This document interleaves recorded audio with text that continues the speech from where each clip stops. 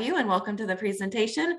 So just to give you a sense of the flow of today, so we do have 2 hours set aside. We may or may not need the whole time, but we wanted to give a little bit of extra time because we have the South Carolina Food Policy Council representing 3 of the priority recommendations today. So to give them some more time to explain sort of where they're at with each of those and their ask of the Leadership Council. And so I'm going to turn it over to Lori in a moment, and she's going to share kind of some background of how we got to where we are today, the priority recommendations, and these think tank presentations. And then we'll hand it over to the representatives from the South Carolina Food Policy Council to share. And then we will have some discussion afterward on what ideas are generated and just have some conversation about what's next for this sort of relationship that we're starting. So Lori, go ahead. All right, good morning. It is a surprise that I'm not dreaming about these slides yet, but maybe tonight will be the night that I actually talk out loud and say this in my sleep. Good morning, everybody. Welcome to the last day of Think Tank presentations for Healthy Palmetto. Just a reminder that we're here so that all of the Leadership Council members can hear directly from the state leaders. Happens to be our Food Policy Council in South Carolina, working on the identified healthy eating, active living, and healthy weight priorities that we're talking about today, and to wrap up with some discussion about how the leadership can help to advance these priorities over the next couple of years. And so just a reminder, we are doing this because our state health improvement plan, which goes from 2018 to 2023, identified chronic health conditions as a priority for the state of South Carolina. And under that, there are goals and objectives that are written around chronic health conditions. Healthy Palmetto is the state level coalition of organizations that's working on the healthy eating, active living, and healthy weight components of the state health improvement plan. And our purpose is to unify and mobilize healthy eating and active living efforts that create equitable opportunities for all South Carolinians to achieve a healthy weight. And so as a Leadership Council, we look at the data as new data comes available. The objective most closely aligned to our work is to decrease the percent of adults who are obese, and we're trying to get down to 31.5%. The data that was released in September of 2021 shows us we're currently at a rate of 36.2%. We also, because we have a unique data set in South Carolina through our South Carolina FitnessGram system, we also look at the health-related fitness data of our children that can not only tell us about the health of our children, but can be a good, strong predictor of whether those adult obesity rates or what direction they're going to go in the future. So over the last year or so, we've been looking at the Trust for America's Health State of Obesity recommendations for states. It's a very long list. And so over the last year or so, we've been trying to narrow that list down. And when we left our December Healthy Palmetto Leadership Council meeting, we had narrowed that down to 13 priorities that we really wanted to advance in South Carolina. Since that meeting, Kelsey and I have met with those state leaders that are doing the work around those initiatives, and 5 of those have fallen off. We will talk about those more in detail tomorrow at our Leadership Council meeting and why they decided not to go forward with this. But this is the remaining list. And so everything is in white is what we're going forward with. You'll hear from our last one, early care and education, this afternoon. You've heard from the FitnessGram partners around prioritizing school physical activity. We've heard from our trail group around trail development maintenance. Today, you're going to hear from the Food Policy Council around community design and land use, which also falls in the physical activity and built environment category. You're also going to hear from Food Policy Council on healthcare food insecurity screening and referral for nutrition assistance, which is in healthcare. We've heard from both of our nutrition education and assistance state leader groups, and Food Policy Council will also be covering sort of the broad healthy food system or food infrastructure piece of our priorities. And so this is our list. We're here at the next to the last one. Like Kelsey said, we got 2 hours for today because we are covering 3 in 1. And so we may not use that time, but we did allow time for more discussion because it was more content. And then, of course, this afternoon, we hope you're back for the one on our early care and education efforts. And so what are we here for? We're here to put on our Healthy Palmetto Leadership Council hat to really think about, okay, after everything I've heard this week, everything I know, being a leadership council member, how does this connect? How do we advance these priorities? Also your organizational hat, not just your role, how can your organization contribute and help support? And then any other hats that you may wear, including task forces, coalitions, committees, things like that. And so after they present, we will have follow-up questions for y'all. What are you still curious about in these three areas, and what ideas did their presentation generate for you? So keep those in mind as you hear from the South Carolina Food Policy Council. And so I'm going to stop sharing and turn it over to, I believe Amy's going to share slides. So welcome. All right, thanks. Give me just a second. Let's see. Can everybody see the slides? Perfect, thanks.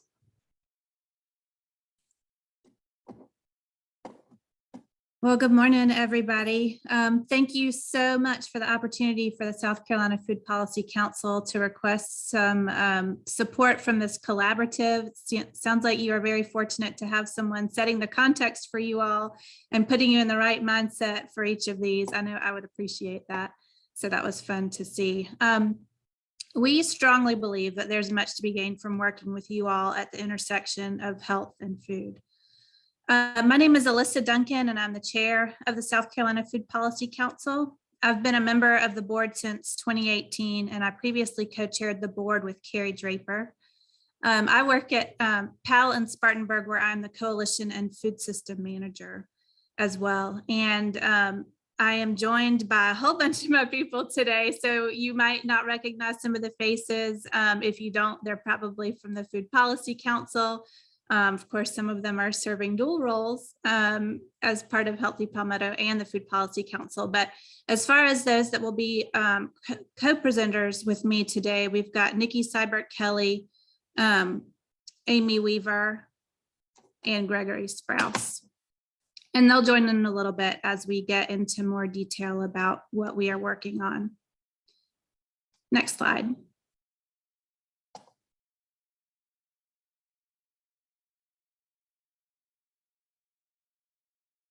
Thanks. So the Food Policy Council was founded in 2006, making us 16 years old. Our mission is to advance healthy food production and consumption through education and strategic policy planning. You'll learn more about each of these throughout the presentation. We opened up the council to general membership last year, and now we have 144 members representing 22 sectors, and we are very, very proud of this. We've gone through a lot of positive change in the past few years, and much of this was kicked off when we were able to secure technical assistance for the council via U of SC's SNAP Ed team at the Arnold School of Public Health. Of course, this has increased our capacity a great deal. One of the first tasks we took on was revising our bylaws, and we began offering that general membership for individuals and organizations, and we meet quarterly. We have an expanded racially diverse board representing additional sectors. We have new committees like our Food is Medicine Committee, and we are currently evaluating whether we will host additional committees.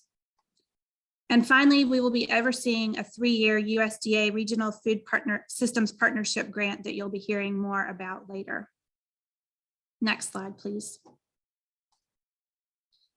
The South Carolina Food Policy Council serves all of South Carolina, and our vision is to have a strong local food system that can equitably provide local healthy food for all South Carolinians.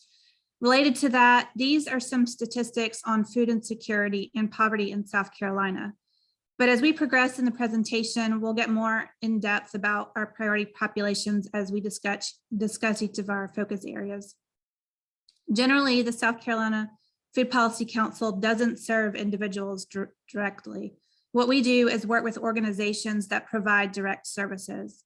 So not to say that all of these organizations we work with provide direct services to people, but a lot of them do.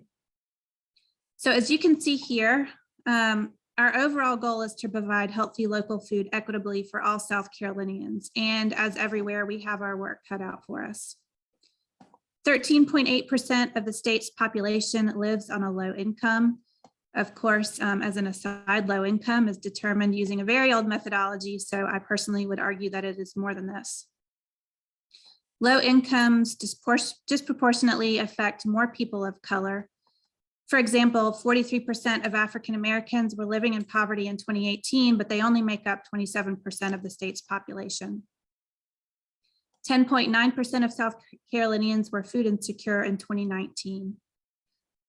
And food insecurity is more than 2 times as prevalent in Black and Hispanic households than it is in white households. As of right now, we're unsure how COVID-19 has impacted food security overall, but we do know it skyrocketed in the beginning of the pandemic.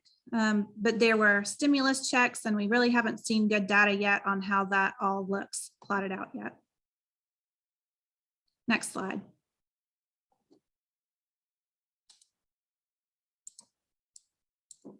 The South Carolina Food Policy Council Board worked with a racial equity consultant in 2020 to review our board recruitment application and website to be sure that our application and our web presence were welcoming and inclusive for all.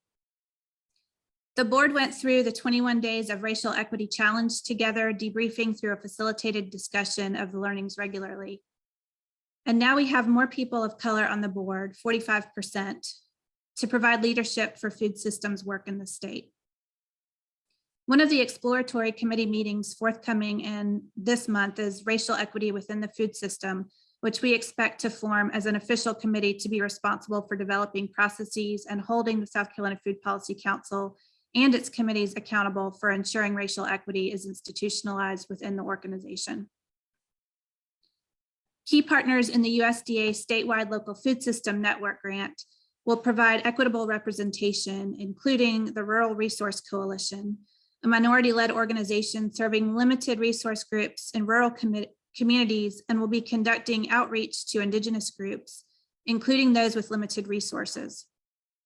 Bonita Global is a 2-person entity with limited resources run by a Black female serving Black farmers and food system leaders, including those with limited resources.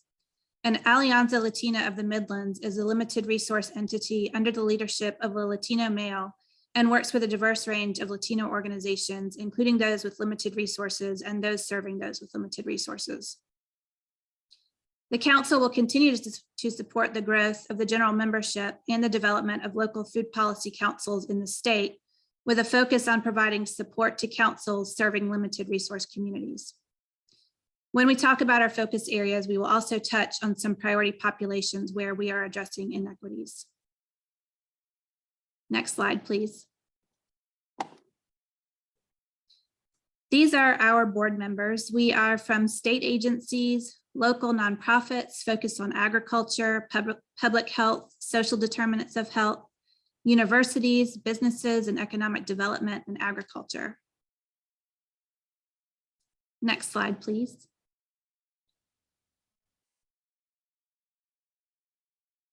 Now I'm going to dig deeper into understanding what food insecurity is and how it looks in South Carolina. Then I will provide some background information about what a food system is before I talk more about what the Food Policy Council is doing. Next slide. Food insecurity directly impacts chronic disease, as you can see from this diagram from Feeding America. The combination of stress and poor nutrition can make disease management even more challenging. Further, the time and money needed to respond to these health conditions strains the household budget, leaving little money for essential nutrition and medical care. This causes the cycle to continue, increasing the risk of worsening existing conditions. Many families experiencing food insecurity often have several, if not all, compounding factors, which makes maintaining good health extremely difficult. Next slide, please. As just mentioned, access to healthy foods and food insecurity are barriers to following a healthy diet. In South Carolina, 13% of households were classified as food insecure from 2014 to 2016. And to make matters worse, since the onset of the pandemic, 15.4% of people in South Carolina, including 23.1% of children, are experiencing food insecurity. There are racial disparities, as recent data show that African-American households in South Carolina are associated with increased racial discrimination and severity of household food insecurity. There's great need to address food insecurity by increasing access to fresh, healthy food in South Carolina to improve social, physical, and psychological health outcomes, all of which are aims of our work within the Food Policy Council. Next slide. I'm going to turn this one over to Nikki Seibert-Kelly. Thanks, Alyssa. Mhm. Yeah, weaving straight into what Alyssa's touching on food insecurity. When we think about food and how we access food, it lends itself to thinking about how do we actually get food. So I think often in the local food system, we hear the phrase farm to table, which is a beautiful visual, but I think simplifies the complex system that is actually operating to get that food from growing in the fields to actually on our plates. So you can see this diagram here is giving you a snapshot of the different elements that are incorporated in a food system, from that production side on the farm, all the way through getting that product either processed or distributed and then ultimately consumed. And because there's so many stages in this process, that does often create a lot of opportunities to either increase equity or to further create disparities in the food system. So what we see here are at every intersection, we see an opportunity for cross-sector collaboration and increased opportunities to ensure that we're not only getting local food, but we're getting that fresh, healthy local food distributed within our own local communities. South Carolina actually imports about 90% of its food. We export the majority of the fresh fruits and vegetables that we're growing here. So what we're trying to do is shift how we're able to access that local food. And in doing that, increase access across communities from rural to urban environments. So from the Food Policy Council standpoint, we see obviously governance and the economics of food production playing a role, how we're transporting it, how you access food, how those public benefits can be leveraged to increase your access to fresh, healthy food, and also reducing that food waste so that we can continue to have a robust supply of food. So we can go to the next slide to continue that conversation.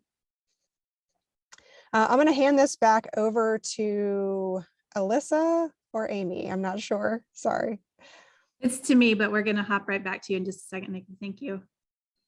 So now that we've provided background about the council, where we've been, what we've accomplished, as well as a summary of food insecurity in South Carolina and how to understand a food system, I'm going to turn it back over to Nikki and then Amy and Gregory to talk more specifically about how our work through the council is addressing 3 of the Healthy Palmetto priority areas. So again, we're going to hear from Nikki next.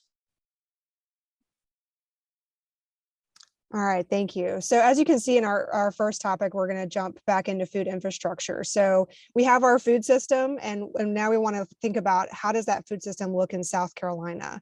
So South Carolina is a relatively small state. We do have the benefit of having diverse range of seasons across the state.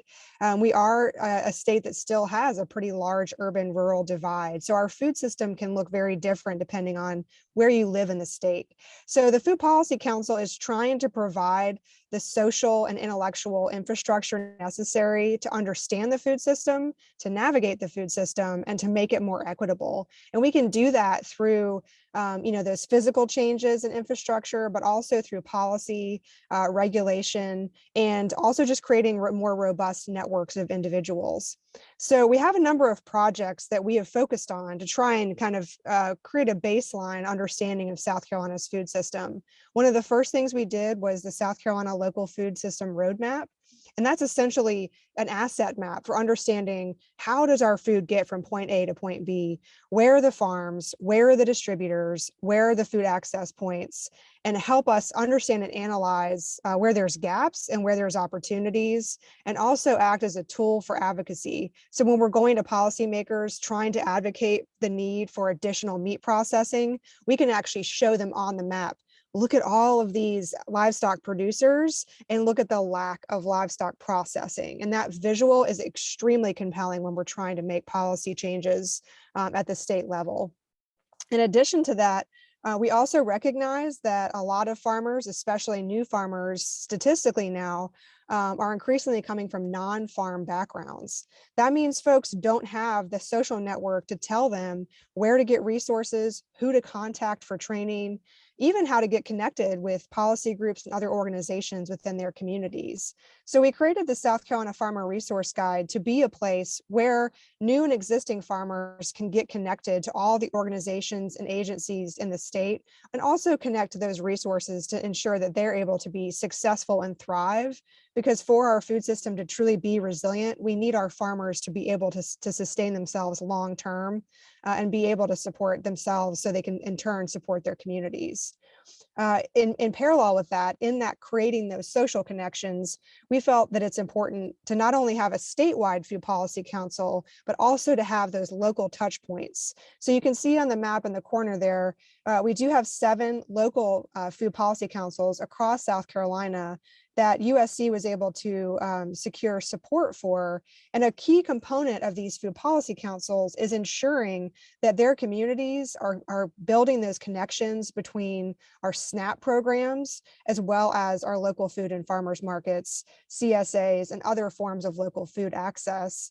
And a number of those agencies and organizations that have programs and support. In addition to this map of the Food Policy Council, our most recent project is trying to further overlay this and integrate all of the former Eat Smart, Move More, now Wholespire councils. And Meg is on the call to the desire to increase the same level of resources and education and connections for all coalitions across the state to make sure we're providing education, tools, and resources so that these local councils have everything that they need to increase access and address these target populations we've been discussing. So we can go ahead and move it to the next slide.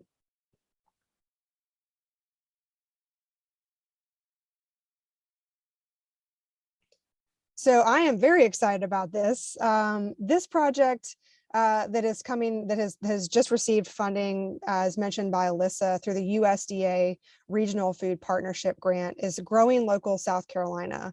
And essentially, this is a culmination of the last 10 years of work to try to build connectivity and a network across the state that is focused on this broader local food system from farm to table. And a key component of this project is ensuring that we're closing the loop on all these connections, reducing redundancy, increasing collaboration, and really elevating the conversation about racial inequities and ensuring our food system can truly create leadership opportunities across the state, and also create access across the state, regardless of income, race, location, all of those different elements that often create barriers for participation. So you can see the key goals of this grant are essentially to create a connected local food economy. We are trying to develop annual plans that are really addressing systemic inequities in our state's food system. We do recognize as a state that farmland loss is playing a key and crucial role in the potential resilience and sustainability of our state. So we have to create some conversations around that. And then refining some metrics around partnership. This is something that I think would be of interest to anyone and everyone that's working within a network, within coalitions, and cross-sector. We're really interested in being able to measure and demonstrate how working together and working in these social networks increases our efficacy. So we're using some research from across the country to bring that into South Carolina and use this project as a mechanism to measure how does the social infrastructure play a role in our efficacy in meeting these goals. So the Growing Local SC program has 10 partners. So this is a wide range of agencies. And as Alyssa noted, there are 3 core partners whose sole responsibility is to increase access, connectivity, and leadership opportunities among Black and Brown communities, our Indigenous communities in the state, and also making sure the materials, education, and outreach we're conducting also has translation capacity for our Spanish-speaking residents in South Carolina. So this is a program we're very excited about. I'll drop some additional links in the chat. And I think that is the end of my section. So I will hand it to the next slide.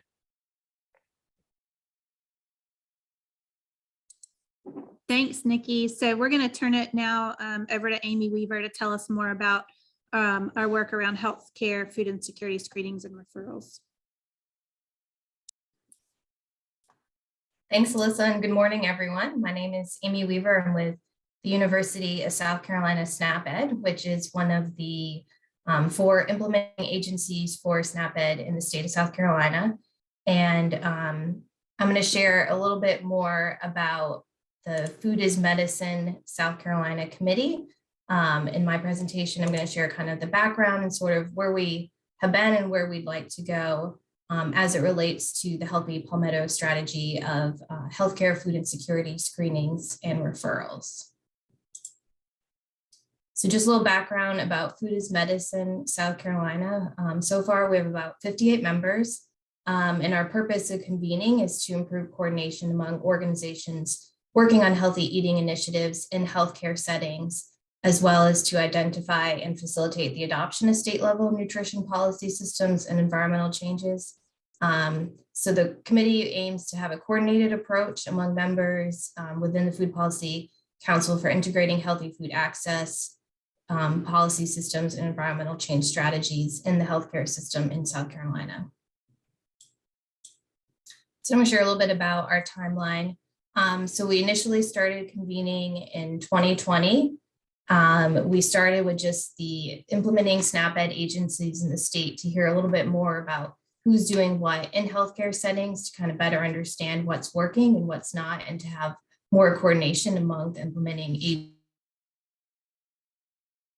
2021, we expanded members. We asked others to join. We had about 10 organizations represented at that meeting, and everyone shared a little bit about kind of their overview of their work as it relates to healthy food access in healthcare settings.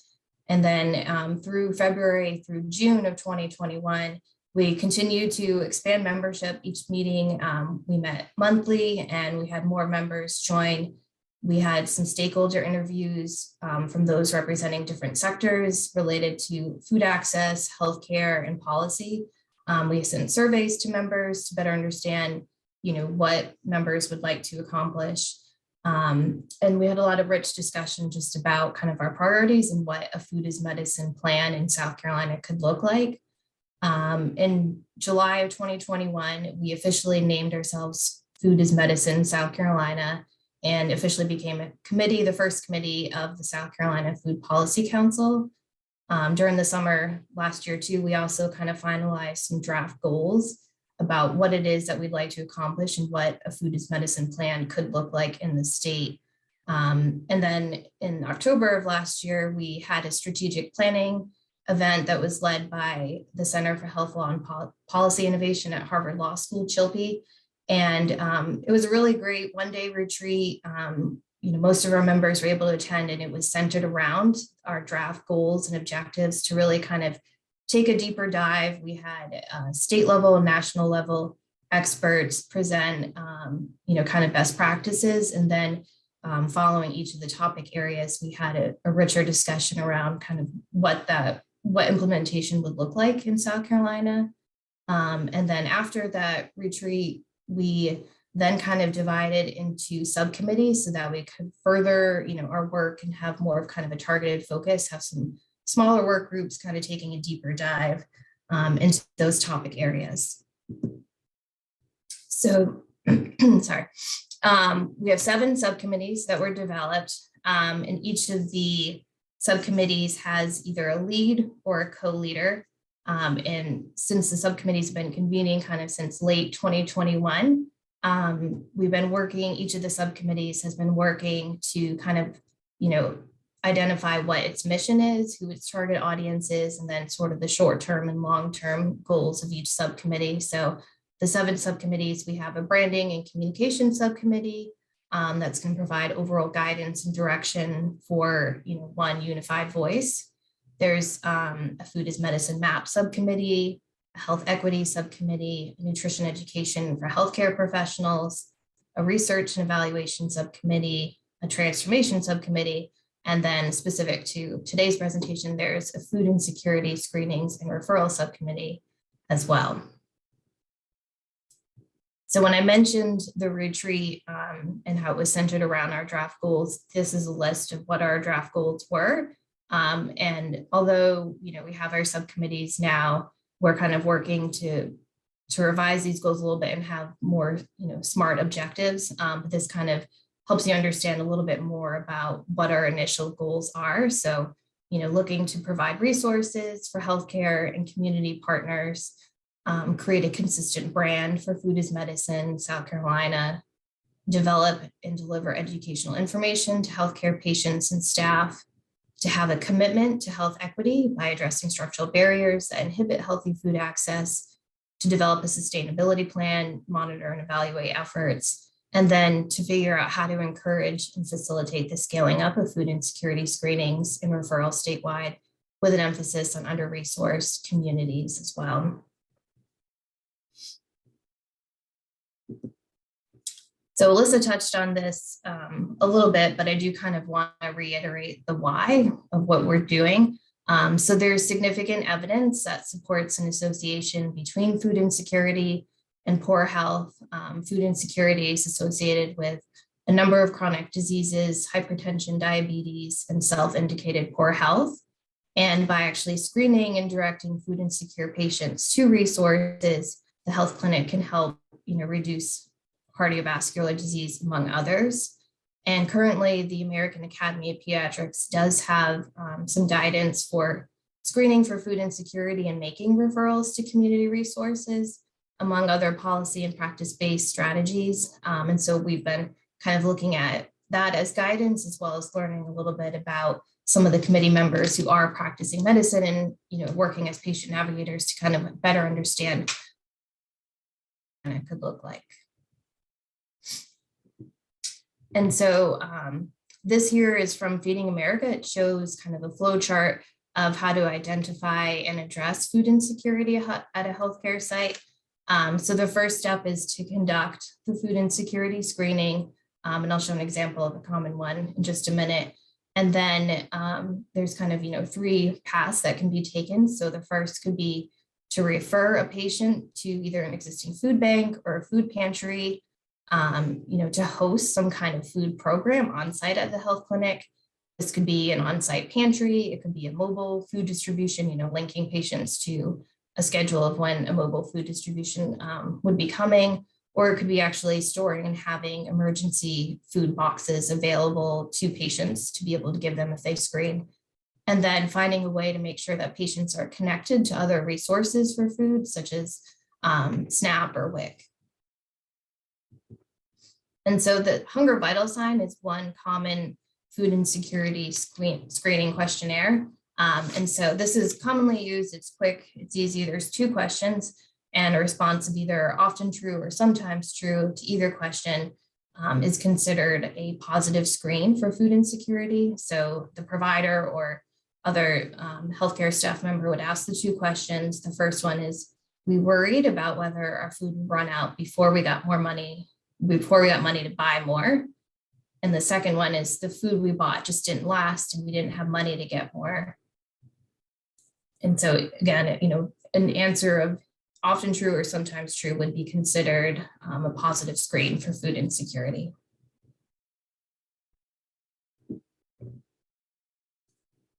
And so I mentioned our different subcommittees, and now I'm going to share a little bit more about the food insecurity screenings and referral subcommittee. It's co-led by Liz Walsh from Unitas and Zach King, who's here today from Diabetes Free SC. There's about 19 members to date, and participating in that subcommittee, there's some physicians, there's nurses, dietitians, there's a patient navigator, and then state and nonprofit partners as well. And so this subcommittee is working on, figuring out what guidance for the state would look like, kind of picking up from our draft goals in the summer of last year around encouraging and facilitating the scaling up of food insecurity screenings and referrals statewide, figuring out what kind of guidance would be needed, and then ensuring a bidirectional referral system is incorporated into health records.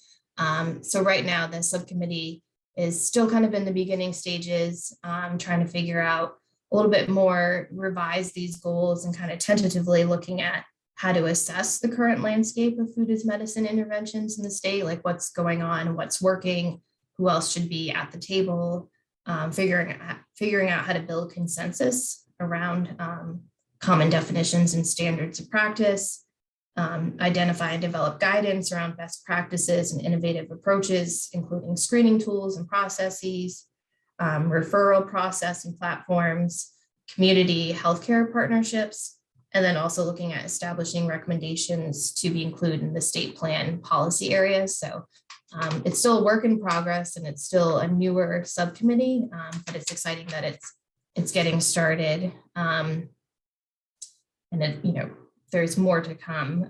So Alyssa is going to share a little bit more later on about kind of, what our ask is of Healthy Palmetto, but I think the Food is Medicine South Carolina, and specifically the food insecurity screenings and referral subcommittees, at a good place right now in terms of being intentional about next steps and what's needed, and having kind of direction around moving forward and providing guidance. So thank you, and I will turn it back over to Alyssa.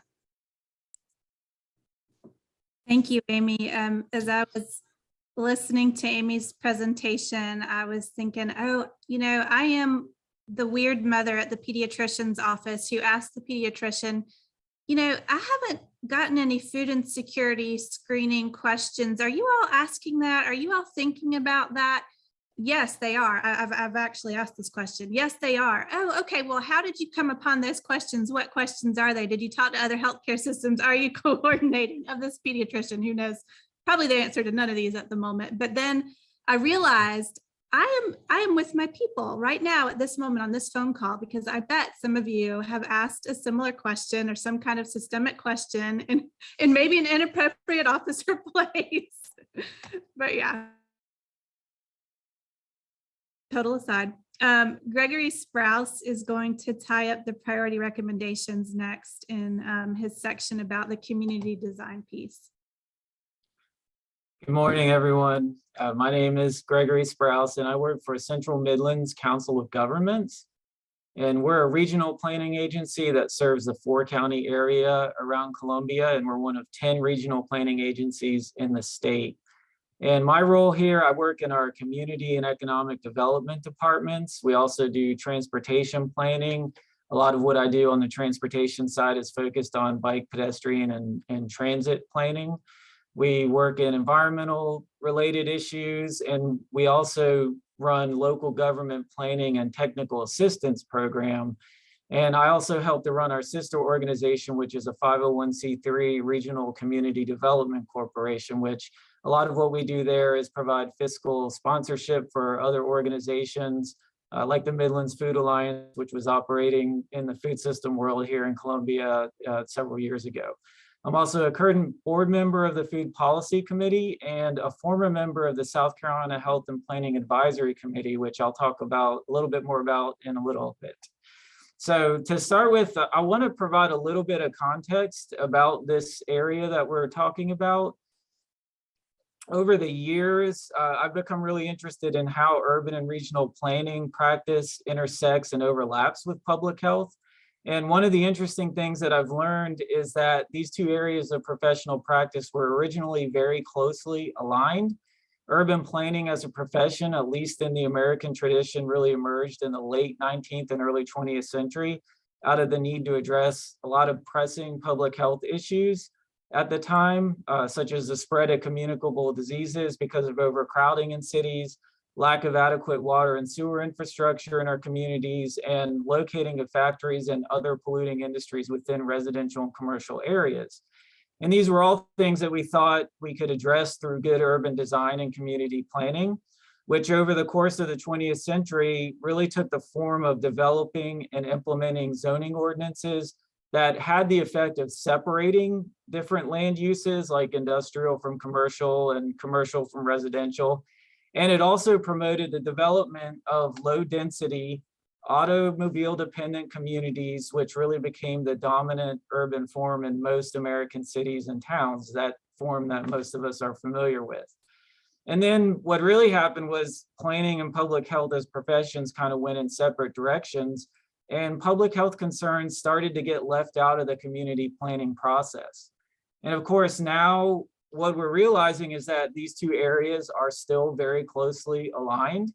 And while low density automobile dependent communities solved a lot of the original public health concerns in cities, we now know that they also help to create and perpetuate new ones, such as chronic obesity and diabetes, which we're starting to link to many of the things that we're talking about today: food access and equity, local food systems and infrastructure, lack of physical activity, all of which can be associated with this other issue of transportation access and equity. And so, recognizing these important connections, the South Carolina Food Policy Committee has set out to develop a committee to focus on ways to better connect healthy eating, local food systems, active living strategies, and transportation priorities with the local government planning process. And when we conducted the membership survey, 14 people signified an interest in being part of a committee focusing on these issues. And so we held an exploratory committee meeting on January 13th of this year. And through that dialogue that we facilitated with these members interested in these topic areas, we decided that we wanted to move forward with establishing a formal committee of the Food Policy Council looking at these issues. And then we were very excited to learn that this also closely aligns with the Healthy Palmetto priority area of community design and land use for physical activity and healthy food systems. And so in thinking about how we're going to move forward with this, one of the things that we've identified to start the process is to build upon the work of the South Carolina Health and Planning Advisory Committee, which was facilitated by DHEC, I think roughly between 2015 and 2018. And the great thing about this committee was that it convened a number of stakeholders from both the public health and the planning communities across the state. And we feel like the work of the South Carolina Health and Planning Advisory Committee continues to have tremendous value for South Carolina Food Policy Committee members, local food policy councils that we work with, local government planners, and a lot of other community stakeholders that really benefit from thinking about how these areas intersect. And one of the tools that was developed by the South Carolina Health and Planning Advisory Committee, which we continue to use, I continue to use on a pretty much daily basis, is the Health and Planning Toolkit, which developed a number of model healthy eating and active living goals and strategies for communities, cities, and towns across the state to directly integrate into their state mandated comprehensive plans. And this comprehensive planning process, which I've learned through the years, is actually one of the better pieces of planning legislations in the country. Prescribes 10, now it's 10, before it was 9, but now it's 10 elements that the communities have to address. And so one of the things that this toolkit did was it really helped communities identify where within those elements we can start to integrate healthy eating and active living priorities and principles.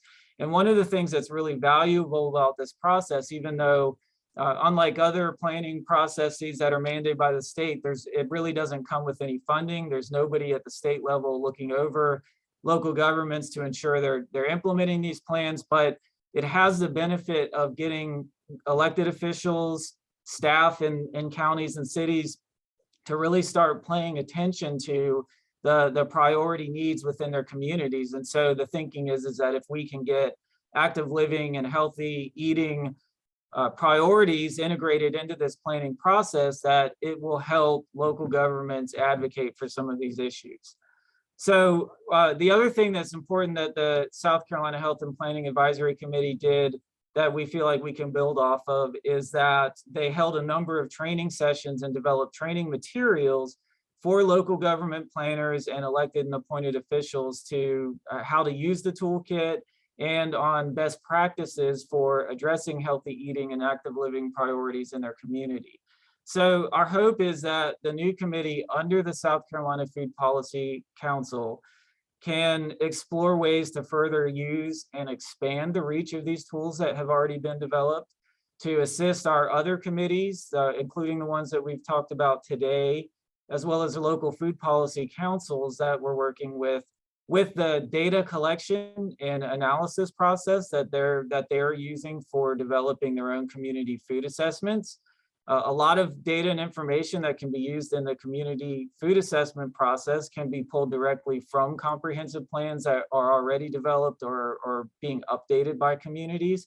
And also, we feel like the data that local food policy councils and other food system stakeholders are developing for their food assessments can also really help to inform the comprehensive planning process. And then there's other tools like the mapping, food infrastructure mapping tool that Nikki mentioned that the Food Policy Council has helped to develop that can really provide a lot of good information and detail that can be integrated into the local government planning process as well as in the community food system assessment development process.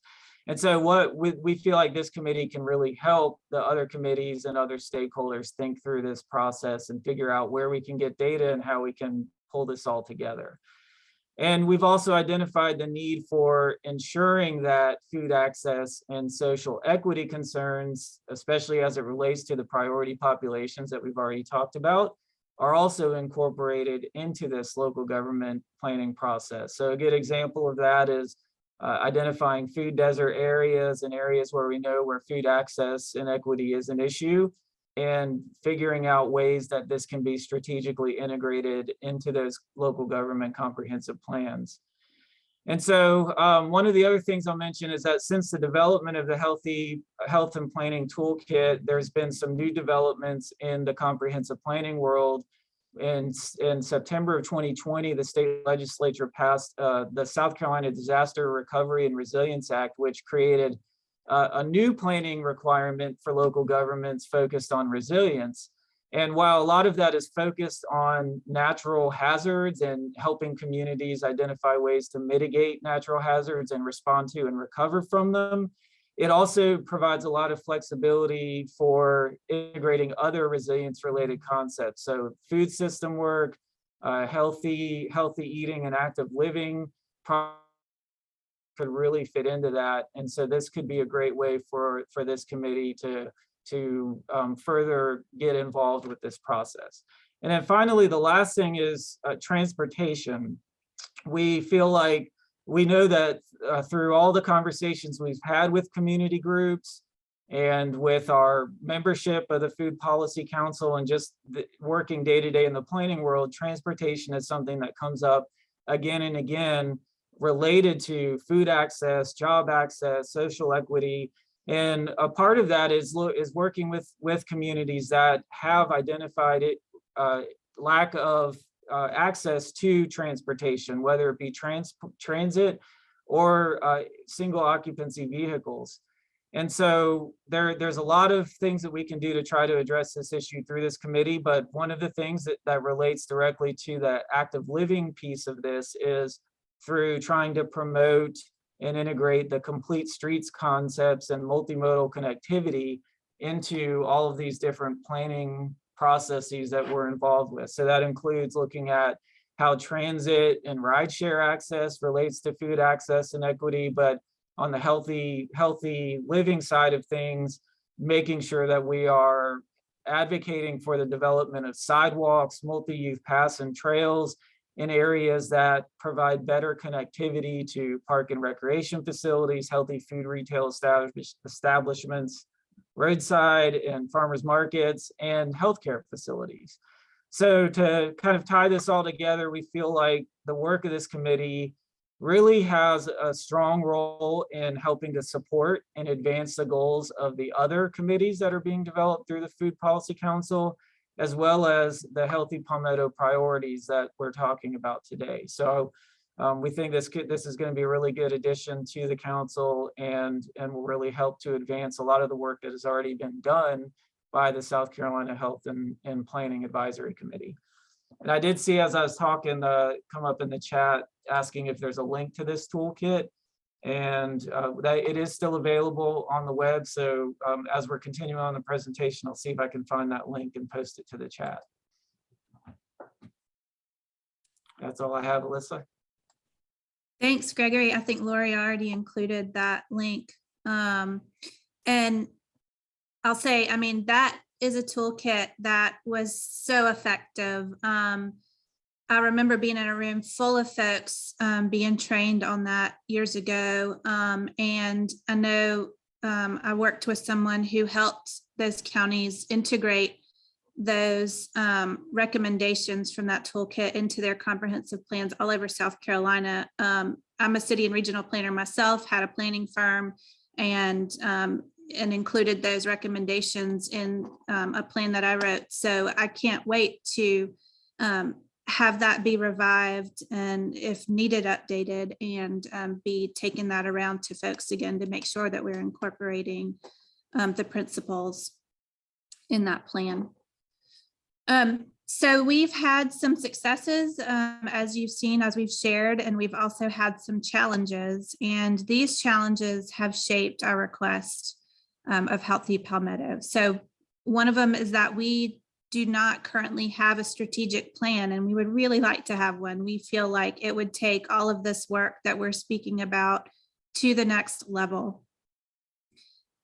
Surprisingly, despite being called the South Carolina Food Policy Council, we do not have a state level policy platform to advance. I will say, though, as an aside, that this is actually not unusual. There are lots of food policy councils across the nation, and they are all working on very similar things that we are working on. And some of them actually also do not have statewide policies. So in a way, it's maybe not the best name for what we do, but it is certainly something that I am sure all of the food policy councils across the nation aspire to, because we know that statewide and federal policy touches the most people. So we are just beginning to garner funding for our work, but dedicated funding is certainly a challenge for us. And we are a volunteer board, so we are very passionate, but there is lots to be done, and so our time is limited. All right, next slide. So at the end of the day, our goals out of what we have talked about are twofold. The first one I'll talk about is funding. So we are asking for a total of $40,000 from Healthy Palmetto for several different things. The first is $10,000 towards a strategic plan. And then following the creation of that plan, we will develop an operations plan in-house to measure implementation progress of the strategic plan, which is very important.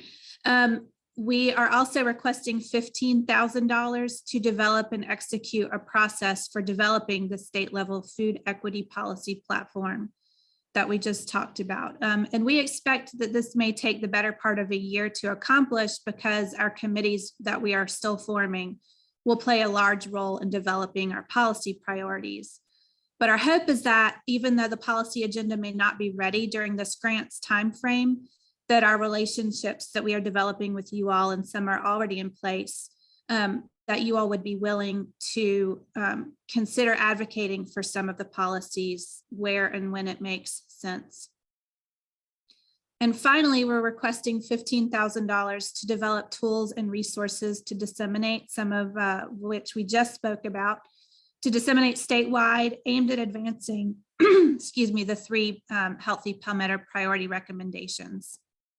So some example possibilities, in addition to the toolkit that Gregory and I were just mentioning, would be the potentially having an online platform that would provide a framework for helping folks to develop their own food system assessment and plans. And also potentially reinvigorating the Healthy Insights mapping and data tool that is no longer functioning. Next slide. And then our other asks. The communication support would include Healthy Palmetto members becoming members of the South Carolina Food Policy Council and our committees, again, where and when it makes sense, and to promote the Food Policy Council among your own networks. So we just are interested in folks knowing that we exist and knowing what we do and being willing to join us in this work. And we would actually utilize multiple resources that you all have access to, such as DHEC data. For instance, we could use the DHEC data in the tools and resources that we create for statewide dissemination. And next slide. So this concludes our presentation. And again, we thank you so much for the opportunity. I think Lori and Kelsey have some prompting questions, but we are happy to take questions as well. Yes, thank you all so much for that presentation. It was excellent. I feel like I just learned so much about the South Carolina Food Policy Council. And because we have extra time today, we have the 2-hour block, and we just absorbed a good bit of information. We're actually going to give everybody just a few minutes break to stretch and give your brain the opportunity to kind of think through that a little bit and come back with some discussion. So let's do about 5 minutes. So come back at 10:03, and we'll see you back here for discussion.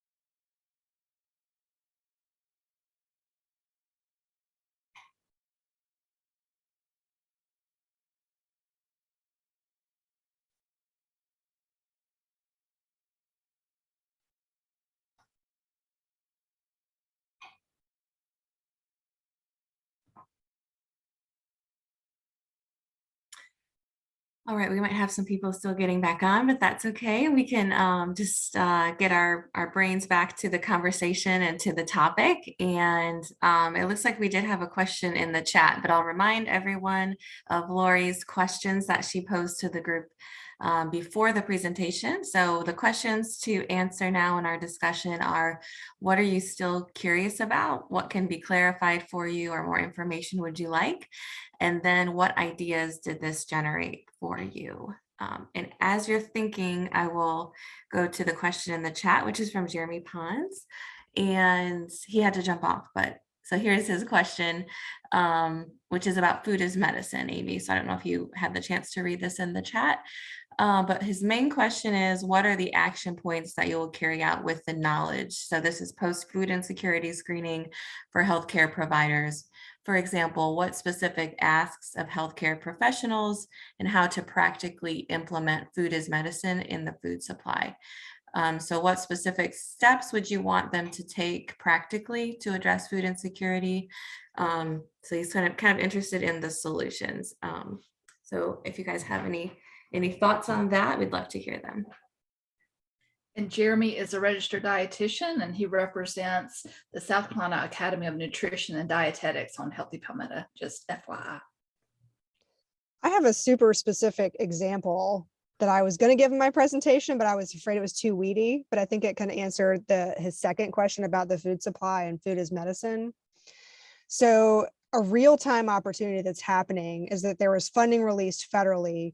That's the Local Food Purchase Assistance Cooperative Agreement. So this is funding that is every state is allocated a certain amount of money. So South Carolina can get up to $6.1 million for 2 years for the purchase of local food for distribution to underserved communities.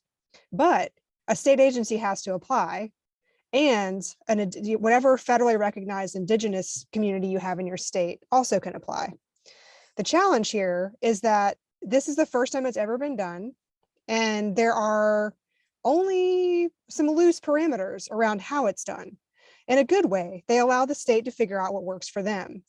But in the absence of having an organizing body to implement this, the state is looking to the Food Policy Council and now this new Growing Local SC group to help them define, how do we actually create the criteria for participation? How do we do this distribution? And the question that the Food Policy Council is asking is, how do we make this more than a 2-year cash infusion? How do we build this into the systems that we have created for food distribution so that long term we can integrate local food purchasing, the use of SNAP and other federal benefits into the purchase of local foods? And what does this look like from a policy and a regulatory standpoint long term? So we know we have this cash, and we know we're going to be able to create this system using this funding, ideally, we hope, fingers crossed. And it's going to be integrating a lot of the folks that you all probably work with and have experience with, as well as the folks that I historically have worked with, like the Food Hub Network and other food distributors, to build those connections, because historically, food producers and local food and farming has been on one side and food access has been on the other. And it's been very challenging to create that link, because food producers are already operating at very tight margins, and underserved communities have very limited resources to spend money. And so for me, is there an opportunity for us to advocate somewhere where there's either an appropriation at the state level that is always in perpetuity going to be invested in ensuring we can purchase local food from farmers? Are we going to shift procurement policies to ensure long-term a percentage of all purchases, especially with federal dollars, whether it be farm to school or institutional, are invested in local food systems, or whether it's we create systems or positions at the state level that are keeping an eye on these challenges and issues? So every state operates differently. We're lucky that our Department of Ag is very open and engaged in this organization. The Food Policy Council is currently actually considered a part underneath the Department of Agriculture informally. So for me, the solution and having the capacity to really come up with an equity platform around food is about looking to other states to see how have they tackled this, and then thinking about how do we do that within the framework of our state with our systems. And I think we can use this current funding mechanism as a great launching pad because it removes the barrier of saying, well, we don't have the money. Now we get to say, we have the money and we're going to come together to inform this state, all these state agencies on the best pathways to do that. But as Alyssa noted, you know, all of us work for different agencies, but it is a volunteer-based organization, and Growing Local SC has funding for doing state food planning. But that grant was had very specific stipulations where we couldn't really get into policy. So this funding would enable us to bridge that gap, to build that policy platform, to make sure that these kind of funds have long-term impacts into the system. So hopefully that was helpful, and it was very specific. But that's one element of this request. I'd actually love to give another example to answer his question, the other piece of his question about food as medicine. And I know Amy and Zach King can speak more generally about this and what other folks are doing, but we and Carrie Draper actually, but so we have a project in Spartanburg called a produce prescription program that we are piloting right now. And the other folks I named, you know, they know about several of these either being considered or also being implemented across the state. And ours in Spartanburg is along with Spartanburg Regional Healthcare System and with Food Share Spartanburg, well, yeah, Food Share Spartanburg, which is a part of the larger Food Share South Carolina program. And is actually being championed at the hospital by our registered dietitian there, Carrie Stewart. So what happens with that, the way that we get those folks into the program and the program progresses is we have the Center for Family Medicine physicians who ask their food insecurity screening questions. And when they identify folks who are both food insecure and pre-diabetic or diabetic, they refer them to diabetes ed at the hospital. And at that point, when folks come to the diabetes ed screening and first lesson, diabetes ed will then give them a punch card with 5 free food share boxes. And that is really just to get the folks familiar with food share and that process and what is in the box. But, you know, the hypothesis is that if they are regularly consuming more fruits and vegetables, that obviously their A1C would lower. And we personally are only testing the process at the moment. We are not gathering the biometric data. We will be in a few months. But, you know, the reason that we decided to refer them to diabetes ed was because they were having not much success at Centers for Family Medicine getting folks to go to the diabetes ed program. So we thought maybe we can incentivize this by offering the 5 free food share boxes. And then they can go to Food Share and they can pick up the boxes. And then, as many of you know, and in Spartanburg, it's a little bit different, but you can get a box with $20 to $30 worth of produce in it for $15. And again, in Spartanburg, half of the box in terms of value is local produce. And then if you have SNAP, you can get the box for $5 with your SNAP card. So, you know, it's folding in a bunch of different elements that we hope is going to be successful here, and we know has been successful in other places in the country and has showed to lower healthcare costs, certainly by thousands and tens of thousands of dollars in some cases. So I don't, you know, he talks about the messaging of it. How will we message it? And I don't, at the moment, we personally don't have a campaign around it. I would certainly expect to see that at some point, but maybe some of the other folks across the state have that happening. So please add on to that, y'all who know about it as well. I have a follow-up question to that. I was curious of like kind of helping me visualize what does it look like when someone is screens positive for food insecurity, then what, and what do those solutions look like? I was curious too, like how do SNAP and WIC play into that conversation, or do they? And I know it's not the same as food is medicine, but I was just curious if someone screens positive for food insecurity, is that a follow-up question? Are you enrolled in SNAP? And if it's relevant, are they enrolled in WIC? Or is that sort of viewed as a separate solution to a separate issue? I was just curious if there's an overlap in the conversation about food is medicine and food insecurity screening. Do y'all mind if I take that one, food is medicine, folks, or just because I'm excited to answer? So that's a great question, Kelsey, and actually it's not outside of the realm of food is medicine. So there's kind of a commonly accepted framework around what kind of interventions are really related. Alyssa mentioned some produce prescription specific interventions, and there's others. A really, in my opinion, exciting part of the food is medicine puzzle is what's called screen and intervene from a benefit standpoint, right? So typically SNAP and WIC, and that looks very different depending on the patient population too, right? But actually some examples, we know that's happening informally, but when we can get together like this and put this comprehensive collective plan and remove some barriers and build some facilitators in, other states have really seen some really big wins. So North Carolina, for example, I won't use that example. Kaiser Permanente actually, at one of their sites, has implemented standardized SNAP. So you do your food insecurity screening, and if you say that you are experiencing food insecurity, they'll go through some eligibility type questions, and just flagging folks as eligible and then following up at your next visit or with a community health worker or a care navigator or a nurse to helping enroll has seen tremendous increases in SNAP enrollment. And then what we know too, looking at the healthcare data related to those people, is that once they have longer term access, in this case, receiving SNAP benefits that they're eligible for, we see that return on health outcomes. Same with WIC.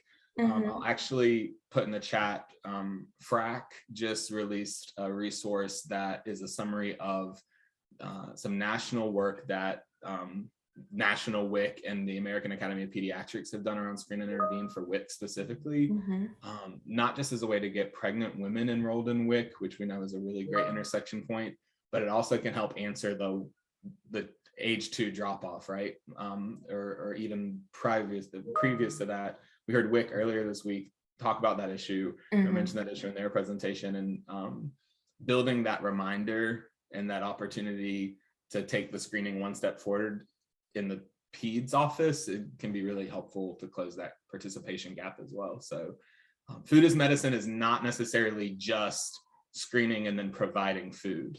That's probably the fanciest, most kind of attractive thing, to be able to physically hand someone food or to give them an opportunity to go get that food, but it's also maximizing the availability of food resources, period, especially benefits that are on the table that folks are not receiving that they're eligible for. Cool, that's very helpful. Thank you. And I'll just add to that, so as an example, from an Access Health perspective across the state, our networks work with low-income uninsured individuals. And so from a screening perspective, different ones have different processes, but when you think about trying to reduce barriers for healthcare for those who are uninsured, sometimes that includes screening them for, well, actually they all screen for food insecurity, but some of them have processes along with that to make sure that those individuals are connected to WIC benefits, connected to SNAP. So just to go along with what Zach said, it really is about taking care of that whole person, identifying where the gaps are, and then having processes to fill those gaps from a food lens.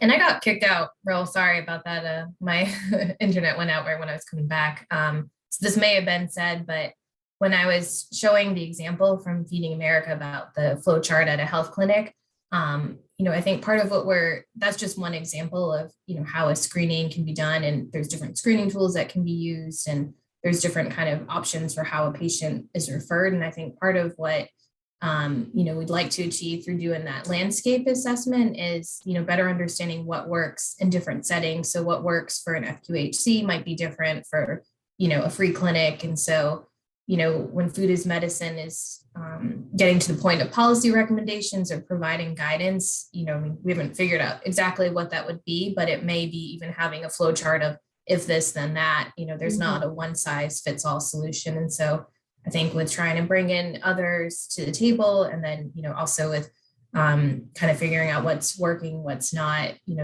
proposing and having guidance for different ways to be able to address food insecurity screenings. And even, looking at the guidance from the American Academy of Pediatrics and, other resources that are out there, combining everything and kind of thinking through how to compile everything and how to, best present that as options as well. So to Zach's point about the screening and pediatricians, and this might be really in the weeds, but when we talk about connecting people to SNAP or WIC, that is you're thinking about outside where the systems where some of the children might be. And so Beverly with DSS and I just did a presentation a few weeks ago to the AAP SC chapter about quality childcare for pediatricians. And so I would think that would be a relevant question, not just is the family eligible for WIC, but thinking about that the majority of children are in some form of childcare, potentially getting 2 meals and a snack. What does the childcare serve? Like, are they in the food program can make a difference in terms of the meals a child would get, the 8 or 10 hours that they're away from home could impact that food insecurity. So there might be some sort of connection there about not just the outside of what the family gets, but where the child is. And if they're in a facility where that they're also, you're looking at, are they enrolled in eligible programs to help children get their daily requirements?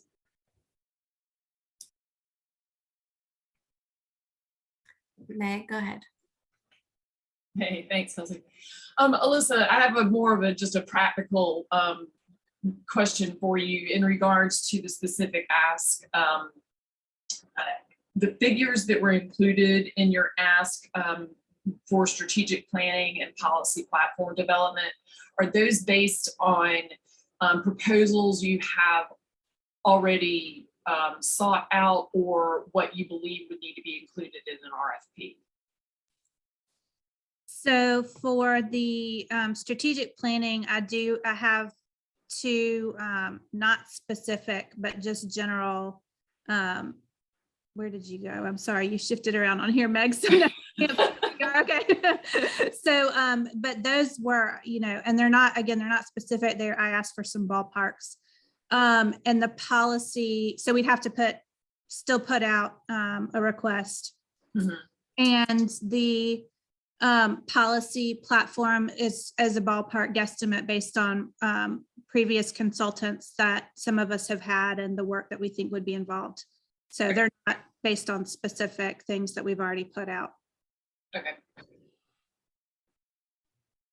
I have a question. So, part of what we're trying to do here, Healthy Palmetto Leadership Council, we're trying to look at collective messaging, and we've chosen these 8 priorities and really thinking about over the next year or so, how are we communicating as a collective about this is what's happening in South Carolina that we can be proud of and that is part of the solution for obesity prevention in the state.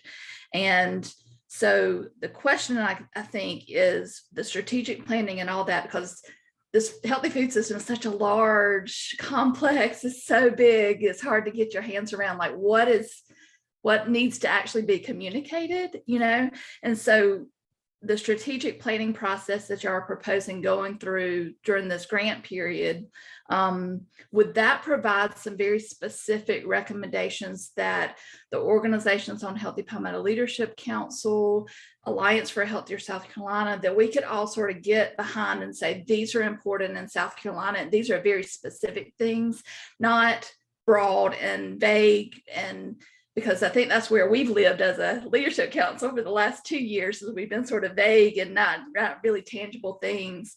And I can see the Food Policy Council, you could be that too, because it's so big and complex. So would what you're asking for, maybe by the end of the grant period, at least get us to those very tangible, this is what we should get behind in South Carolina for healthy food system.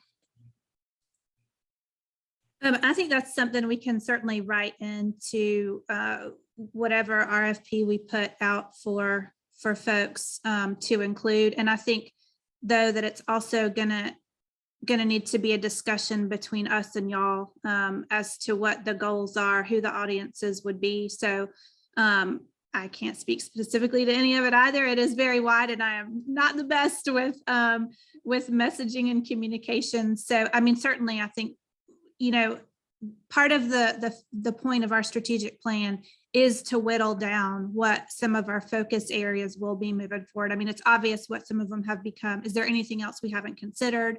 And we are always wanting to garner more support and more attention and more knowledge about the fact that we even exist and what we're doing. So I think it could certainly be beneficial and is something that we can fold into that RFP. And I do think, Lori, in terms of thinking about the policy platform that we're, proposing to be able to get someone who can help us really develop an inclusive process for developing that and then help us execute that process. I do think that we are striving to have policy recommendations that are very, very tangible and specific and actionable. And that's why we're part of a big reason why we are creating this committee structure, so that we're having people come around these different substantive areas with knowledge and expertise about then what are those leverage points and what are the specific policy recommendations versus, it being more broad. Like, essentially there could be recommendations that are, we need to strengthen nutrition assistance programs, but having a committee around that, then it's like digging deeper of how do you actually get that done. And I would say, culturally, a big part of establishing the committees was that we wanted to be a working food policy council. And so, a lot of what drives each individual committee is who is doing what in that committee, and where we do have, to Carrie's point, those leverage points. Because ultimately we can think an issue is a priority, but if we have no organizations or agencies that can take the lead, that's not the path of least resistance. There's unfortunately so many problems that we can address. So for us, it's about focusing on those that we know we can take action on, because while we are a volunteer board, we are made up of people who do this for a living. So how can we all leverage our positions and our jobs to drive forward this into action?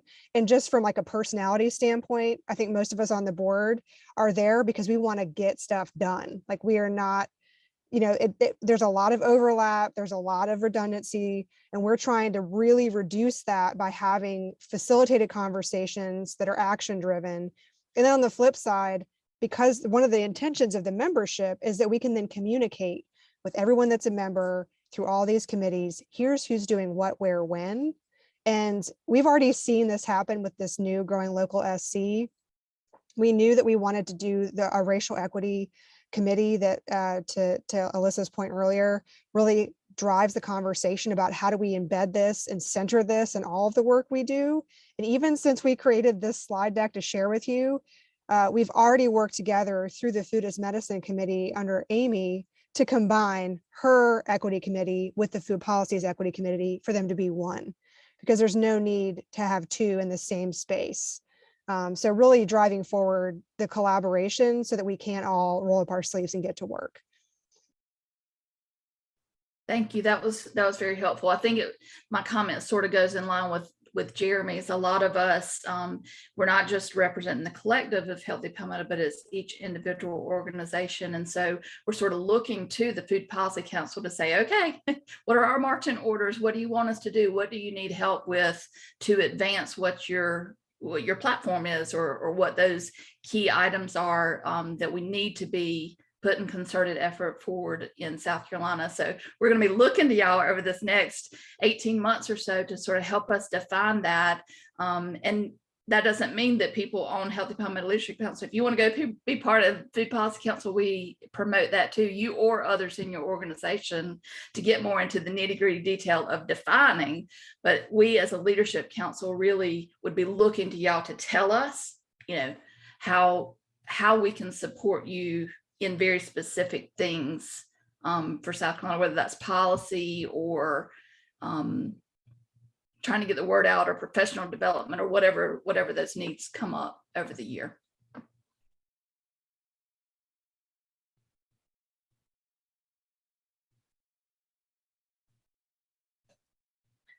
What other questions do we have for our South Carolina Food Policy Council leaders, and what ideas were generated? Anything else we can discuss today?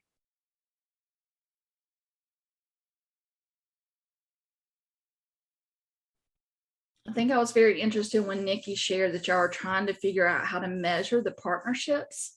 I don't know if anybody else heard that when she was talking about it, but like really I mean, that applies to us too, right? It applies to what we're trying to do. We're sort of going by good faith that working together helps us achieve more. But I think we would be interested, keep us in mind as y'all go forward with that, because we might be interested in how you're measuring that, and might can inform some of our work too.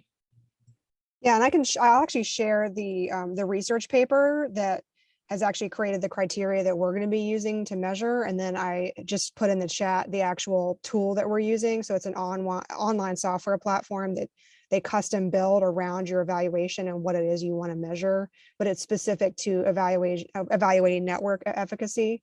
So the more the merrier. And I think what'll end up happening is that you guys will probably end up being part of the metrics. So everybody that we touch is going to get like sucked into our metrics. So your web would get sucked in. So the more information you provide, the more we can evaluate your data. So I would just keep that in mind, just in general, that we can stay in touch. And when you guys see those evaluation come out and you see that those input opportunities come out, that could, if the more data you give us, the more data that will be included in our evaluation.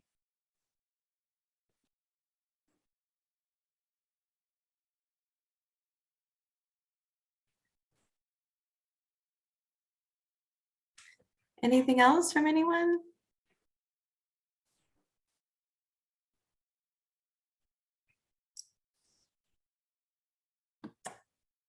I was going to say, I was making connections in my head as y'all were speaking. I know, Gregory, when you're talking about land use and community design, WIC, I don't know if they said it on the call, but I know because Barry's my boss, he said it several times that a big goal that WIC has is trying to get more people connected to where they receive WIC services, or to the vendors that provide WIC food. And they've talked about transit and things like that as part of that conversation. So there may be something that comes up over the next year of that could be a unique partner for planning, right? The whole WIC program, it's a huge program in our state. Also with Food as Medicine, some connections I was making to the other presentations we've heard. Definitely WIC, definitely SNAP for seniors. So we've got Department on Aging and SC Thrive that have put forth a proposal to get more seniors that are eligible for SNAP on SNAP. And so that might be another component of Food as Medicine, another piece that there's at least a connection that can be made. I don't know, Jim, with the trails group, and y'all are thinking about a database to show all the trails, there may be something to learn from all the GIS mapping of food points in the state and that kind of thing too. Definitely overlap with community design and land use. Anyway, those are just some thoughts I had as y'all were giving your great presentation.